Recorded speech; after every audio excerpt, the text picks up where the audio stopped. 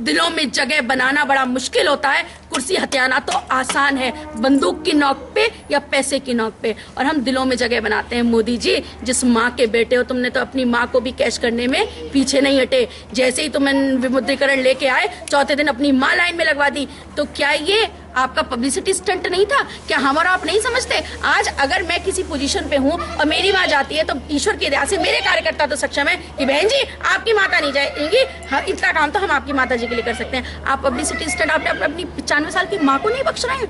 और अगर राहुल खड़ा हो गया तो आपके जो अंधभक्त गधे हैं वो चीख चीख के कह रहे हैं राहुल पप्पू खड़ा हो गया। Shame on you, the words you are using for a person that too is a Hindu, is this is your definition of Hindu? क्या ये आपके संस्कार है?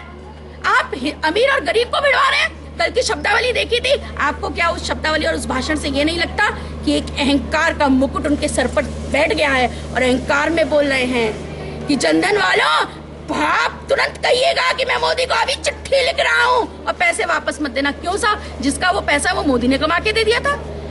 मैं तो कह रही हूँ बिजनेसमैन है, जब इस देश का सिस्टम ऐसा है और उसका पैसा है और वो उसको इंतजाम कर रहा है और 2.5 लाख में से कुछ ना कुछ तो उस गरीब को दे रहा है और आप उसे शिक्षा दे रहे हैं बेईमानी की, इसका मतलब आप क्या सिखा रहे हैं? बेईमानी सिखा रहे हैं, आप भ्रष्टाचार सिखा रहे हैं, आप काला बाजारी सिखा रहे हैं। वाह जी वाह, आप ईमानदारी की चादर ओढ़ के अपने बच्चों को ये शिक्षा दे रहे हैं। Shem on you Modi ji.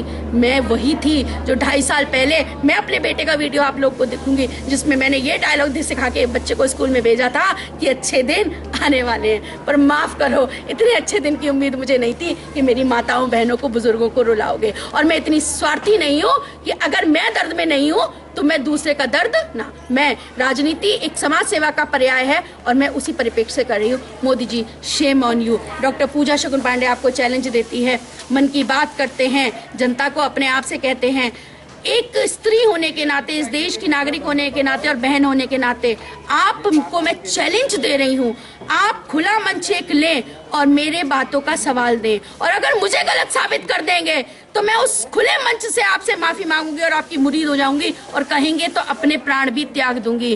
परंतु अगर आप हार गए तो आपको सत्ता से तुरंत जो है त्याग पत्र देना होगा।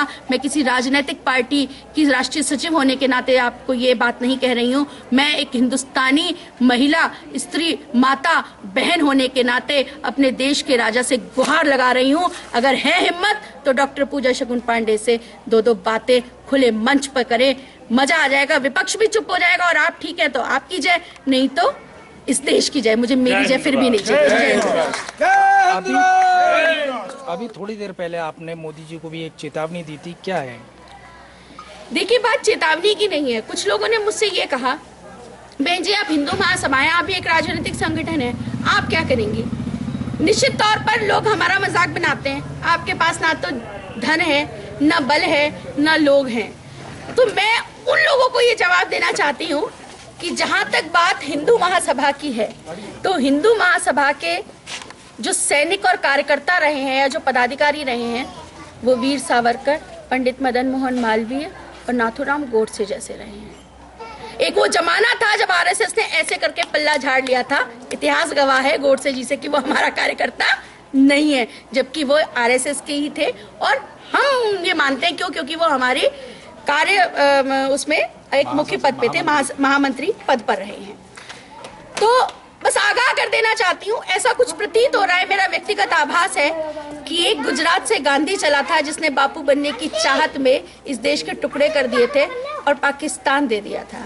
और आज फिर कुछ ऐसा ही लग रहा है कि एक गुजरात से फिर कोई बनिया चला है जो महत्वाकांक्षा के चलते, और मोदी मोदी, कल उनके शब्द बड़े घमंड के थे कि जो लोग मनी मनी करते थे आज वो मोदी मोदी कह रहे हैं। वाह जी वाह, ऐसा तो भगवान राम ने स्वतः कभी नहीं कहा कि तुम राम नाम जपो।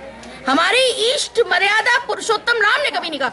तो उनका जो घमंड है, तो उन्हें आगाह कर देना चाहती हूँ कि इस संगठन को सत्ता का लालच कभी नहीं रहा। ये संगठन क्रांतिकारियों का संगठन है, सच्चे देशभक्तों का है। अगर मेरे को भी अभी गोली कोई मार दे इस देश के लिए तो मुझे नाम नहीं चाहिए, लो और चाहे मत लो। क्यों? क्योंकि अपनी माँ की सेवा करने के बाद उसे कोई छपवाता नहीं है। ठीक उसी प्रकार से ध्यान रखिएगा, अगर फिर से गांधी बनने की कोशिश की तो हम सत्ता में आ पाए ना आ पाए, हम और कुछ कर पाए ना कर पाए, लेकिन गोडसे को जन्म फिर से दे देंगे। बस इतना ही कहना चाहते हैं। जय हिंद राष्ट्र।